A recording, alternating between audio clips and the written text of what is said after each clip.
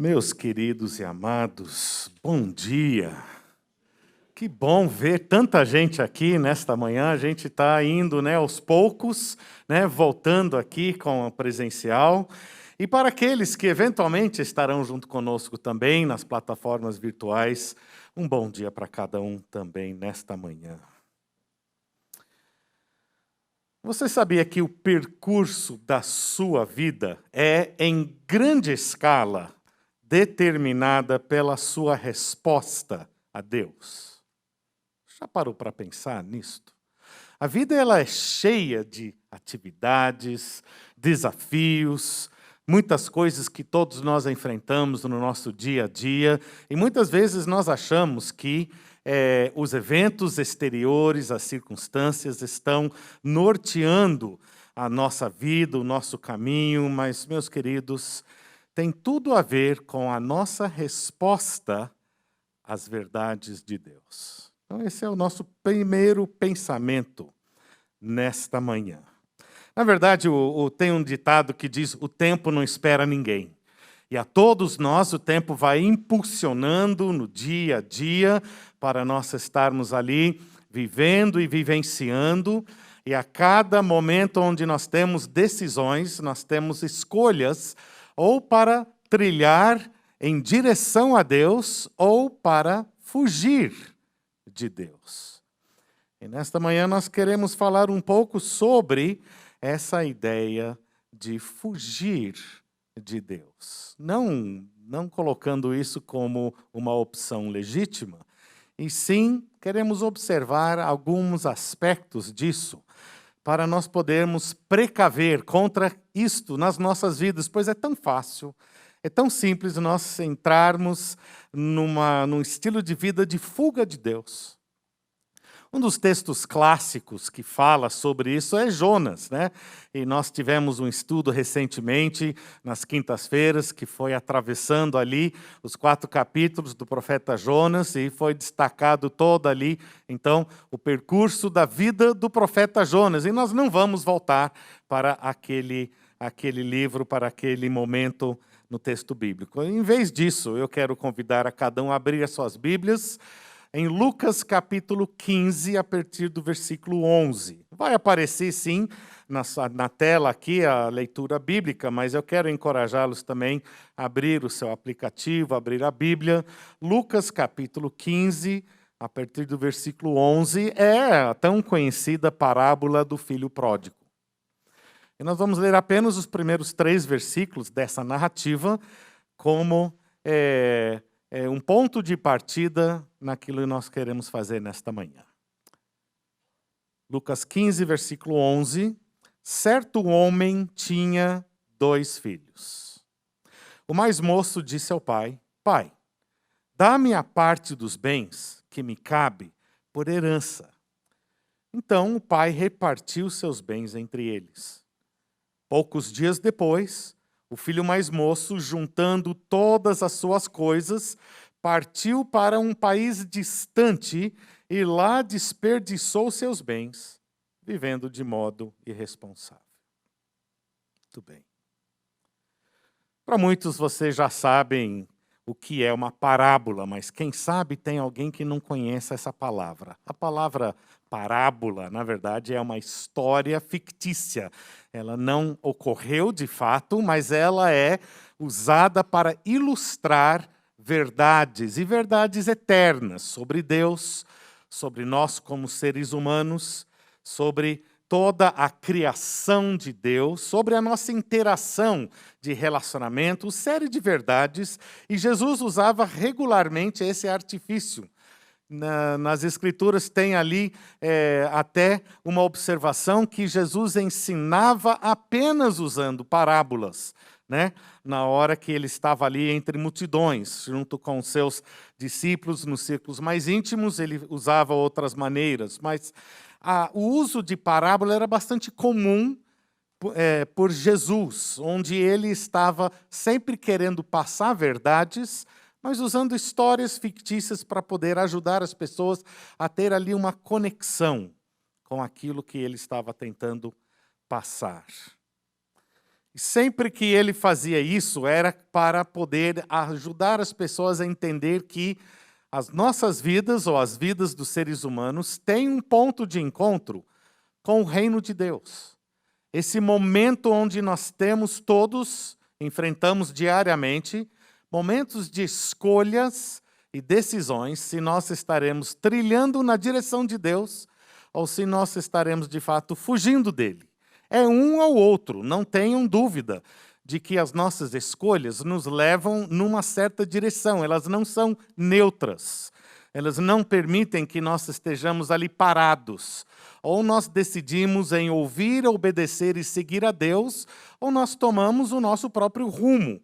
Não existe aquele estado onde nós estamos inertes, sem tomar lado. Mesmo quando a gente acha que nós não tomamos escolha, sim, tomamos sim. E a primeira pergunta, então, a partir dessa parábola, esses pequenos versículos que nós lemos, tem a ver com o que motivaria um filho a fugir da presença e do convívio do seu pai.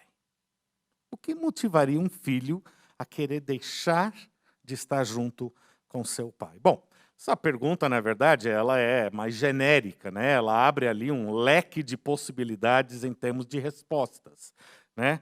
Então, quando a gente encara dessa forma, né, olhando de um panorama mais amplo, nós teríamos, então, vários motivos que nós poderíamos imaginar, e quem sabe alguns de vocês já vivenciaram isso nas suas próprias vidas. Eu não desejo isso para ninguém, mas pode até ser que alguém tenha passado por alguma dessas experiências. Tem gente que vive dentro de um ambiente de lar onde existe ali bastante violência, abuso de toda sorte, e isso pode impulsionar um filho a querer deixar, né, a sua casa, o seu lar, talvez especificamente o seu pai.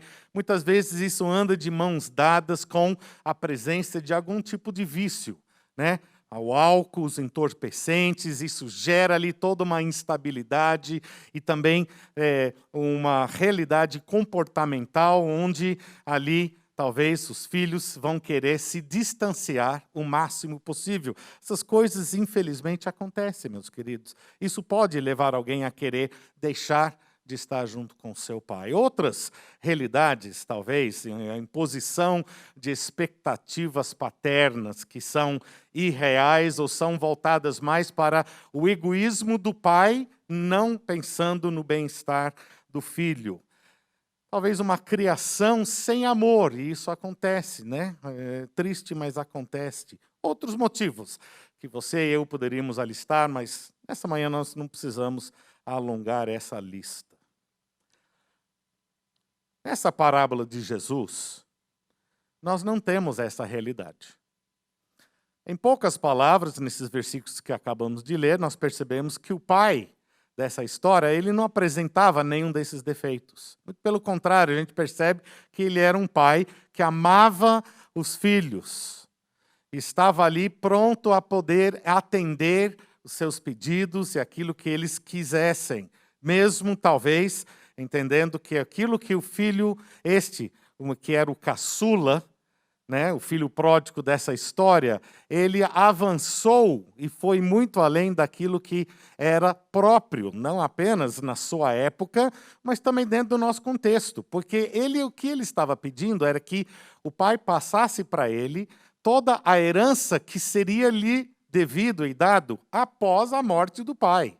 Então ele falou: pai, eu não quero esperar a tua morte, eu quero tirar de ti aquilo que é meu e, né, um abraço e até logo.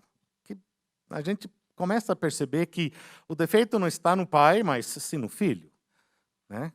Mas esse pai, então, ele fez aquilo que era contrário a todas as normas e expectativas, e ele deu, então, ele satisfez aquele pedido do seu filho caçula. O pai aqui, só para a gente entender que nós estamos aqui falando dentro de uma parábola, sempre com os personagens que representam, né, pessoas reais. Então, o pai aqui dessa história claramente representa Deus Pai, né? o nosso Pai Celestial, Criador do universo, mesmo que talvez alguém que nos assista não confesse a Deus como seu Pai, ele não deixa de ser.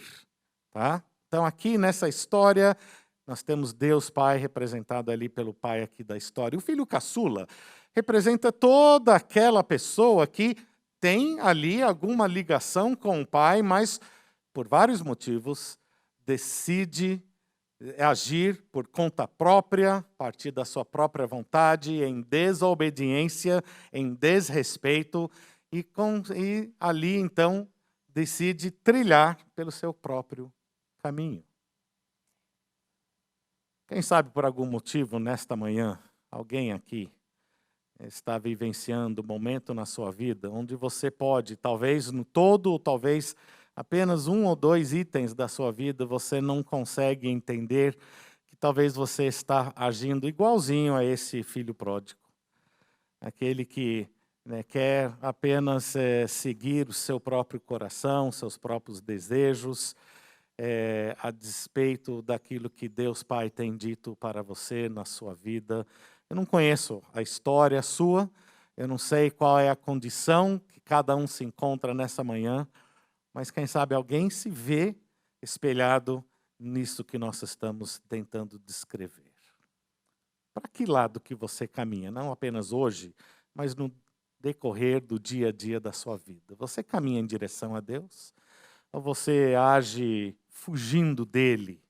Em algumas instâncias, ou quem sabe, em todos os aspectos da sua vida. Então a gente volta agora para funilar um pouco mais essa primeira pergunta, para aplicar aqui dentro deste contexto, o que motivaria este filho a fugir do convívio do seu pai, que tão prontamente se sacrificou a sua honra e dignidade para atender um desejo, um pedido indecoroso do filho. O que motiva esse filho, então, a sair do convívio do pai? E vamos examinar apenas algumas ideias. É claro que não é uma lista exaustiva, mas só para nós termos uma noção nessa manhã. A primeira razão, o primeiro motivo que eu pensei em identificar é algo que eu chamo de independência exacerbada. Independência exacerbada. É um belo título, é uma maneira muito bonita de falar rebeldia. Pura e simples rebeldia. Independência exacerbada. Eu quero o que quero, quando eu quero, da maneira que eu quero. É assim que muita gente vai vivendo a vida, né? É comum a gente identificar isso na vida, talvez, de adolescentes que estão ali naquela fase do seu desenvolvimento, onde estão começando a criar um pouquinho de asas e já vem com todo esse posicionamento impressionante que eu não preciso nem apontar para a vida dos outros. Eu lembro da minha própria vida naquela época, onde eu achava que eu conhecia absolutamente tudo. Eu era um homem mais... Homem não, né? Eu era a criança, né? Mais inteligente do mundo, não é? Infelizmente, muitos de nós, ou alguns de nós, a gente, na verdade, fica meio que preso nessa fase de adolescência que vai invadindo a nossa vida adulta.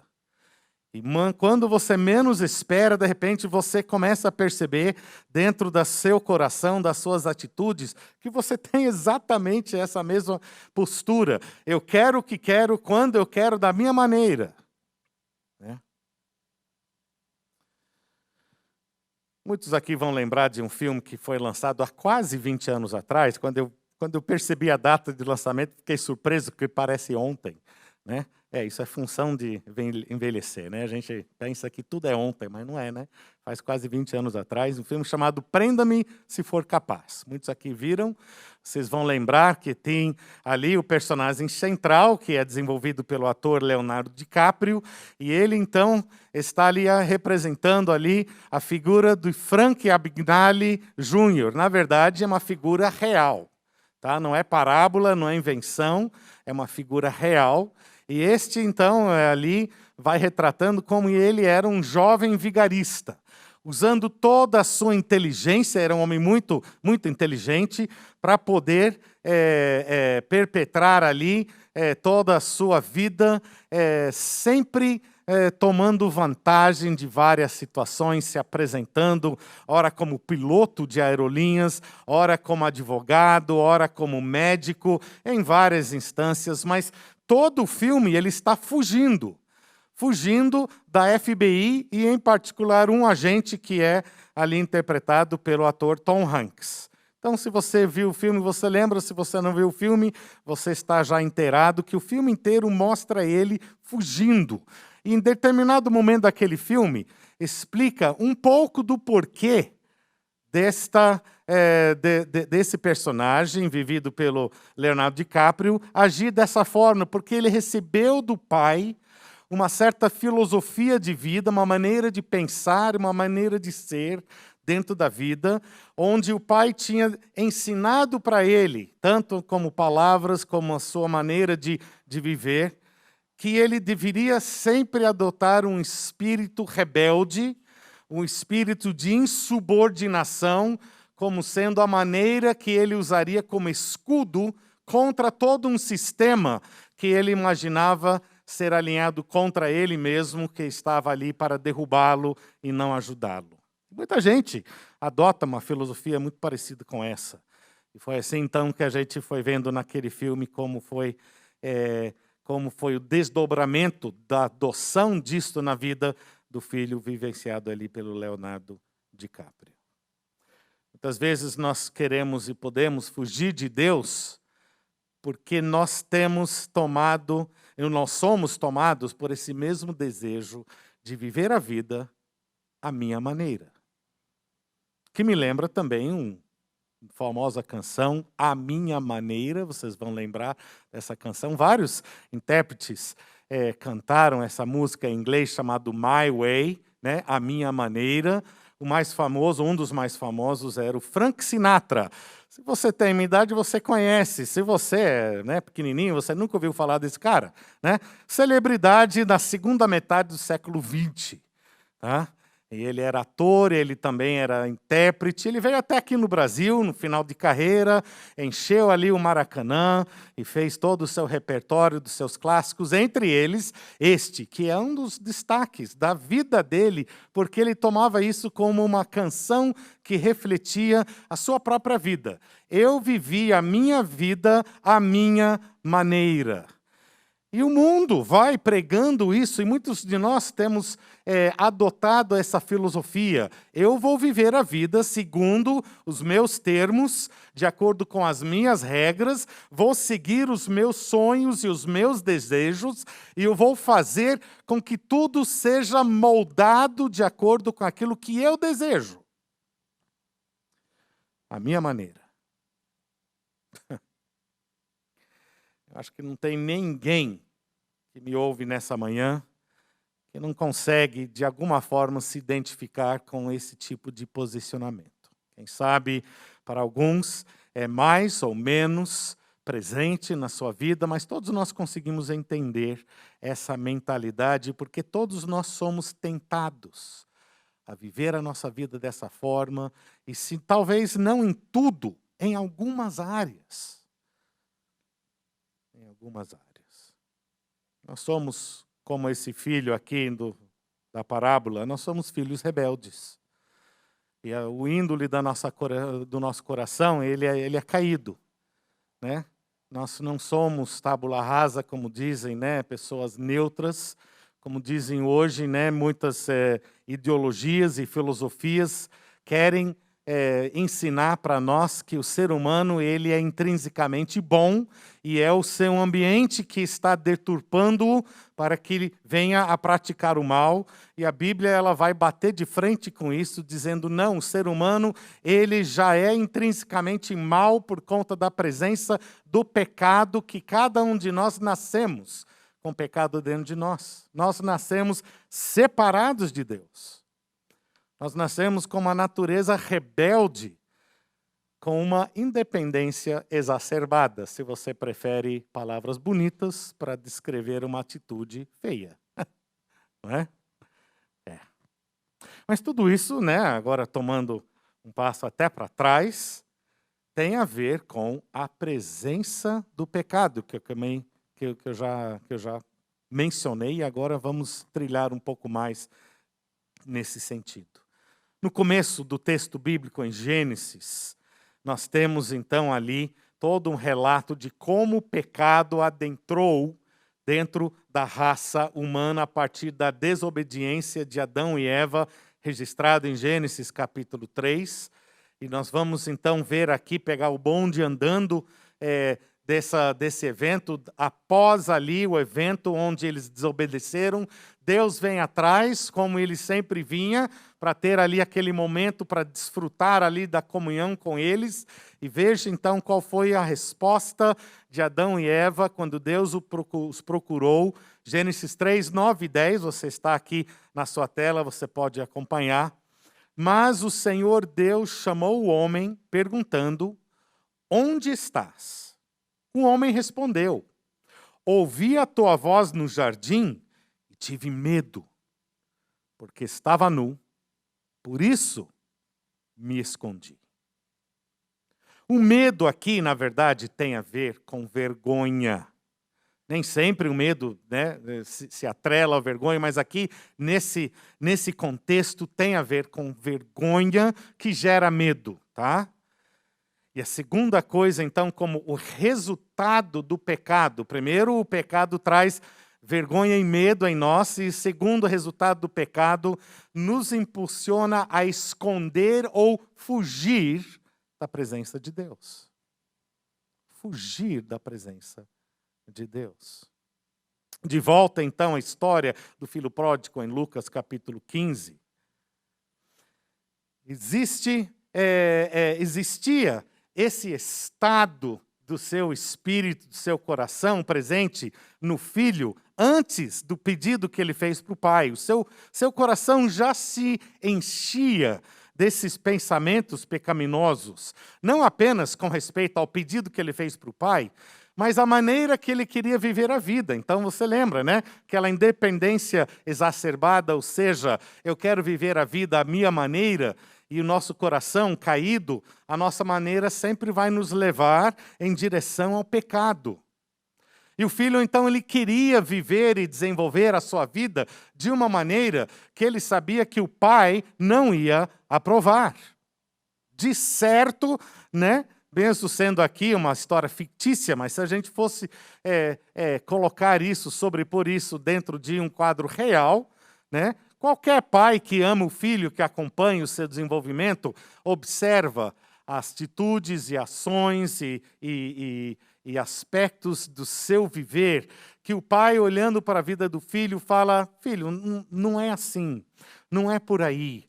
Se você fizer esse ajuste, se você pensar dessa forma, se você deixar de fazer aquilo, se você deixar de correr atrás daquilo outro, e o pai está sempre querendo ajudar o filho a acertar. Mas muitas vezes, nós, como filhos, nós queremos ir atrás daquilo que nosso coração nos sugere. E isso, muitas vezes, então, vai nos levar para querer fugir da presença do Pai. Porque errar, e nós não achamos às vezes que é erro, pecar na presença de quem olha com olhos de amor, mas de reprovação, gera vergonha em nós. Não é verdade? Você já percebeu isso? O pecado gosta das trevas, da escuridão. Esse filho, quando ele quis, então, desenvolver toda essa vida dissoluta, né? Correndo atrás dos prazeres que a vida poderia lhe oferecer, ele não quis ficar na presença do pai. Ele poderia ter pego e ir, né, ir lá ali com os seus amigos ali, né, e desenvolver a sua vida, mas ele estaria sempre às vistas do pai. Ele sentiu muita vergonha. Ele teve medo, ou seja, do outro lado dessa mesma moeda, ele era covarde em viver aquilo que ele queria, às vistas de quem o amava e queria algo diferente para ele. Tem a ver com covardia. E ele saiu fugindo da presença do pai para ele viver a vida que ele queria, que ele achava que ia talvez trazer para ele, né, todas aquelas emoções e prazer que trouxe por um pequeno período da sua vida. Mas não era duradouro, certamente não era eterno. A presença do pecado, então, causa em nós, muitas vezes, esse mesmo estado de fuga, mediante ali a vergonha. Nós fugimos motivados pelo pecado e o desejo de pecar livremente, né? Longe dos olhares de reprovação. Ao dar lugar ao pecado, então, desencadeia-se todo esse processo de vergonha e medo que gera fuga. E isso que estava acontecendo também na vida desse rapaz. Nós vimos a mesma coisa logo no começo também, de volta a Gênesis, capítulo 4, está ali falando sobre Caim e Abel. Vocês vão lembrar, os primeiros 2 filhos de Adão e Eva. Caim era agricultor, ele trabalhava ali o solo, e Abel apacentava ali ovelhas, e ele trabalhava ali com animais. Em determinado momento, ambos trazem uma oferta para Deus, e Deus, então, ele aceita um e rejeita o outro. Gênesis, capítulo 4, 3-7. Apenas acompanha enquanto eu faço a leitura desse trecho. Tempos depois, Caim trouxe do fruto da terra uma oferta ao Senhor. Abel também trouxe da gordura das primeiras crias de suas ovelhas. E o Senhor acolheu bem Abel e a sua oferta, mas não acolheu Caim e sua oferta. Por isso, Caim ficou furioso e ficou com o semblante abatido. Então o Senhor perguntou a Caim: por que te iraste? E por que estás com o semblante abatido? Se procederes bem, não se restabelecerá o teu semblante? Mas, se não procederes bem, o pecado jaz à porta, e o desejo dele será contra ti, mas tu deves dominá-lo. Desde o início, Deus já tinha estabelecido a maneira correta que estaria regendo todo um relacionamento entre ele e o ser humano. Caim não quis. Ele não quis adotar ali a maneira que Deus estava ali demonstrando e ensinando. Caim quis fazer a sua maneira, seguindo o coração pecaminoso. Pecado jaz à porta, disse Deus para Caim. E o desejo dele será contra ti. Sempre. O pecado não nos ajuda, ele sempre nos afasta do único que é capaz de nos ajudar.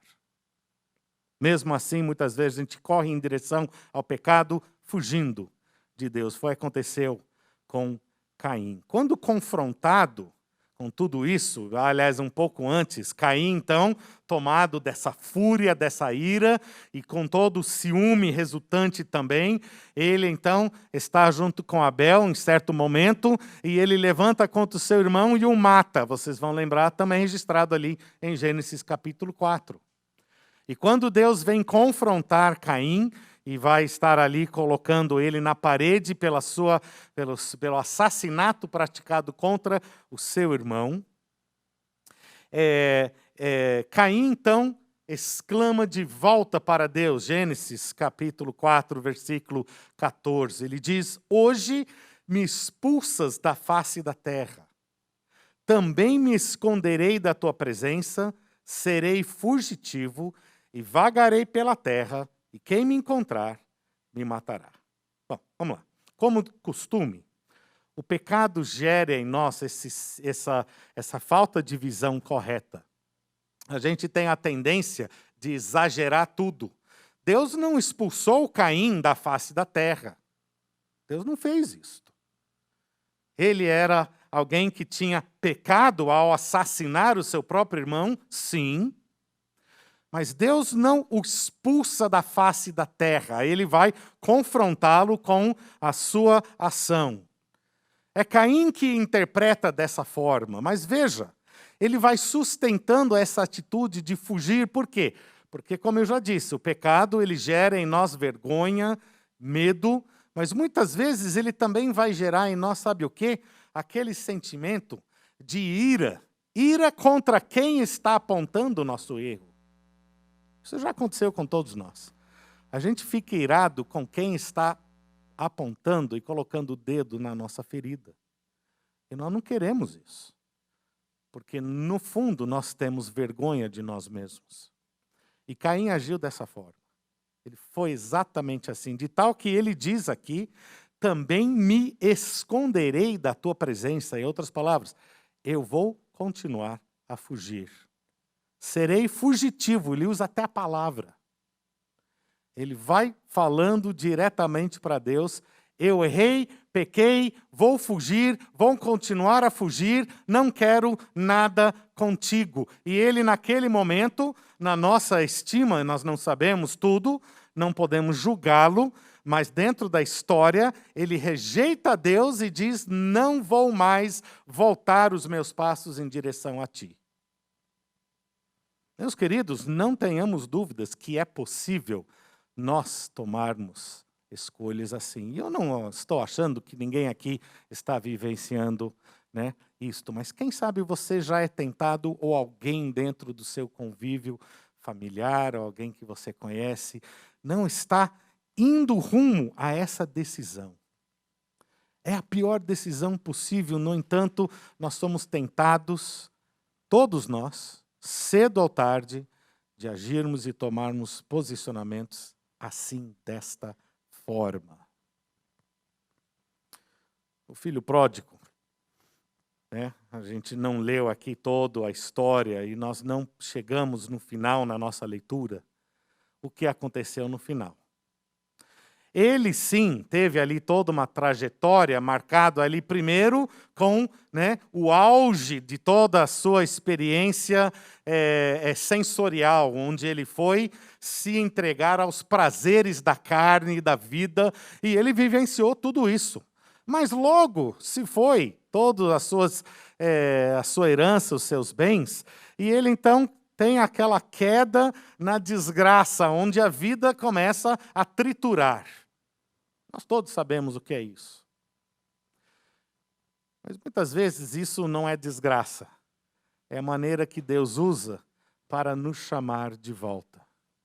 Foi o que aconteceu na vida do filho pródigo. Ele, no fundo do poço, cuidando ali de uma manada de porcos, dando para comer para os porcos, não tendo o que comer ele mesmo. E para um judeu, cuidar de porcos, você já pode imaginar que aquilo ali era não apenas anátema, mas era uma humilhação muito grande. Naquele momento ele caiu em si. Eu vou voltar para o meu pai. Houve ali então o começo do processo do arrependimento. A boa notícia nesta manhã é que se você se encontra em algum momento, por algum motivo, seja grande, seja pequeno, seja a sua vida inteira, seja apenas talvez uma pequena parcela, ou pelo menos você julga ser uma pequena parcela, mas na verdade a pequena parcela, ela determina qual é o curso da sua vida, porque a sua resposta para com Deus, naquela instância ou naquela circunstância na sua vida, tem sido fugir dele. Isso quer dizer que todo o seu ser está fugindo, não é apenas metade. Nós somos pessoas íntegras, não tem como a gente destacar parte de nós e outra parte está indo em direção a Deus. Não, é tudo ou nada.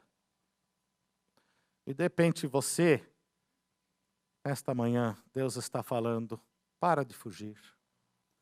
Como o pai dessa história ficou ali esperando a volta do filho, e quando ele o viu de longe, o pai, ele sai correndo em direção ao filho, com os braços abertos. Eu posso imaginar a tamanha emoção que tomou conta do coração daquele pai, porque eu sou pai, tá, que é meu filho. Ele não tem agido assim, graças a Deus. Mas eu tenho certeza de que aquele pai, o seu coração quase que infartou de tanta alegria de ver o filho retornando. né? E nós começamos aqui o culto com Gerson Borges, vai estar aqui junto conosco. Ele canta aquela música onde ele vai falando sobre o retorno do filho pródigo, né? Anel no dedo, o melhor vinho, mata ali, né? O bezerro gordo ali para fazer aquela festa, porque o filho voltou. E quem sabe você nessa manhã, você tem que parar de fugir e voltar para Deus.